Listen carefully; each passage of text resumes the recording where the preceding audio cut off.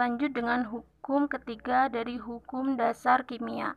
Hukum yang ketiga yaitu hukum perbandingan berganda, di mana hukum ini dicetuskan oleh John Dalton sehingga disebut dengan hukum Dalton. Apa sih bunyinya? Jadi bunyinya itu, jika dua macam unsur dapat membentuk beberapa senyawa, maksudnya gimana? Kita koma dulu di sini ya. Jadi misalkan ada dua unsur, misalkan ada unsur H dan unsur O, kemudian unsur H dan O ini ternyata dia itu bisa membentuk dua senyawa. Misalkan ada H2O dan H2O2. Jadi dua senyawa ini itu ada di alam gitu. Dengan massa salah satu unsur tersebut tetap atau sama. Jadi misalkan H yang di atas dengan H yang di bawah itu massanya sama. Contoh, misalkan yang di atas ini 5 gram. H yang di bawah yang senyawa 2 juga 5 gram. Kemudian O unsur senyawa pertama itu misalkan 10 gram. Sedangkan O yang di senyawa 2 misalkan 20 gram. Kan di sini dijelaskan bahwa dengan massa salah satu unsur tersebut tetap atau sama. Kita lihat di sini antara H dan O kan H sama. H di senyawa 1 dan di senyawa 2 sama. Dia memiliki massa sebesar 5 gram. Otomatis sampai sini udah jelas. Maka perbandingan massa unsur yang lain dalam senyawa tersebut merupakan bilangan bulat dan sederhana. Jadi jika sudah diketahui bahwa massa salah satu unsurnya itu sama, maka kita tinggal menghitung perbandingan unsur yang berbeda. Jadi kita tinggal menghitung perbandingan antara O di senyawa 1 dengan O yang di senyawa 2. Ini O di senyawa 1 dan ini O di senyawa 2. Di mana O di senyawa 1 itu massanya adalah 10 gram, sedangkan O di senyawa 2 massanya 20 gram. 10 dibanding 20, jadi 1 dibanding 2.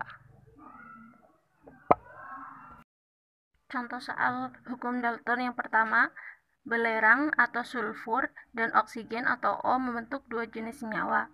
100 gram senyawa 1 mengandung 50 gram belerang, sedangkan 150 gram senyawa 2 mengandung 100 gram oksigen. Apakah hukum Dalton berlaku untuk senyawa tersebut? Kita jawab. Kita lihat di sini ada unsur S dan O, yang ternyata S dan O ini membentuk senyawa 1 dan senyawa 2. Kita tulis senyawa 1 dan senyawa 2. Berarti kan di senyawa 1 ini mengandung S dan O, di senyawa 2 juga mengandung S dan O. Kita lihat lagi, dalam 100 gram senyawa 1, berarti senyawa 1 itu beratnya atau massanya adalah 100 gram. Sedangkan senyawa 2 massanya adalah 150 gram. 150 gram. Kita lihat lagi. Dalam 100 gram senyawa 1 mengandung 50 gram belerang. Belerang kan S. S-nya ini 50 gram. Terus sedangkan 150 gram senyawa 2 mengandung 100 gram oksigen. Di sini berarti oksigennya 100 gram. Nah, kemudian kita cari O sama S-nya. Ini kan jumlah senyawa 1 kan 100 gram, sedangkan S-nya itu 50 gram. Berarti O sama dengan jumlah totalnya dalam senyawa dikurangi S, berarti 100 gram dikurangi 50 gram. Di sini 50 gram. Sedangkan untuk senyawa 2, dia kan masanya 150 gram. Sedangkan O-nya udah 100 gram, berarti sisa untuk S berapa? 150 dikurangi 100, berarti 50 gram. Antara senyawa 1 dan senyawa 2 ada nggak yang masanya sama? Ada ya, senyawa yang masanya sama yaitu senyawa S. di mana S pada senyawa 1 dia masanya 50 gram, sedangkan S pada senyawa 2 masanya 50 gram juga. Nah, berarti kita tinggal melihat perbandingan unsur yang tidak sama, yaitu unsur O dan unsur O. Berarti kita tinggal membandingkan unsur O pada senyawa 1 dibanding O di senyawa 2. Kita lihat O di senyawa 1 beratnya masanya 50 gram, sedangkan di senyawa 2 masanya 100 gram.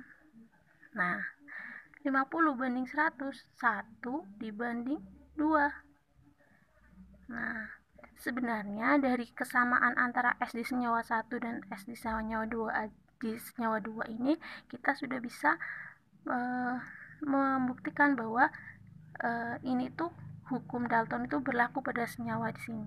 Karena syarat hukum Dalton kan di antara dua senyawa tersebut terdapat unsur yang sama yang memiliki massa sama, sedangkan di sini S-nya itu antara senyawa 1 dan senyawa 2 itu S-nya sama-sama memiliki massa 50 gram. Soal nomor 2, tunjukkan bahwa data berikut sesuai hukum perbandingan berganda dari Dalton. Tentukan rumus kedua senyawa berikut. Senyawa A terdiri dari 63,6% unsur N dan 36,4% unsur O. Senyawa B terdiri dari 46,7% senyawa unsur N dan 53,3% unsur O. Nah, kita tulis dulu jawab. Di sini kan berarti kan ada senyawa A dan senyawa B, di mana senyawa A itu terdiri dari N dan O, senyawa B juga terdiri dari unsur N dan O. Senyawa A terdiri dari 63,6% senyawa N dan unsur N dan 36,4% unsur O. Sedangkan senyawa B terdiri dari 46,7% unsur N dan 53,3% unsur O. Nah, karena ini bentuknya persen, maka berarti kan dalam tiap senyawa ini kan terdiri dari 100%. Nah, karena ini dalam bentuk persen, maka kita ubah dulu ke dalam bentuk gram. Ya, kita umpamakan saja ini bukan 100% tapi 100 gram. Maka N ini adalah 63,6 gram, O-nya 36,4 gram, N-nya 46,7 gram, O-nya 53,3 gram. Sedangkan perbandingan berganda kan syaratnya antara N dan N atau O dan O kan harus ada yang sama. Sedangkan ini kan nggak ada yang sama. Jadi caranya gimana? Kita harus samakan dulu. Terserah mau milih N sama N apa O sama O. Nah, di sini saya mau milih N sama N. Jadi kita ubah dulu ke 63,6 semua atau ke 46,7 semua. Nah, di sini saya mau merubah ke 63,6 semua. Caranya gimana? Kita ubah aja. Ini yang ini dikalikan dengan 63,6 per 46,7. Biar apa? Biar ini dicoret-coret, hasilnya 63,6 gram. Nah, nanti jangan ini aja yang dikalikan dengan 63,6 dan dibagi 46,7. Yang di bawah juga ya yang O. 63,6 per 46,7. Hasilnya berapa? Hasilnya itu kira-kira sekitar 72,58 gram. Ya. Setelah itu kita lihat di sini. Ini kan N sama N udah sama. Yang di atas N-nya udah 63,6, yang di bawah juga 63,6. Sekarang berarti kan ini hukum Daltonnya udah berlaku, ya kan? Sekarang tinggal kita hitung yang tidak sama, yaitu O di senyawa 1 dibanding O di senyawa 2. O di senyawa 1 berapa? 36,4, sedangkan di senyawa 2 72,58.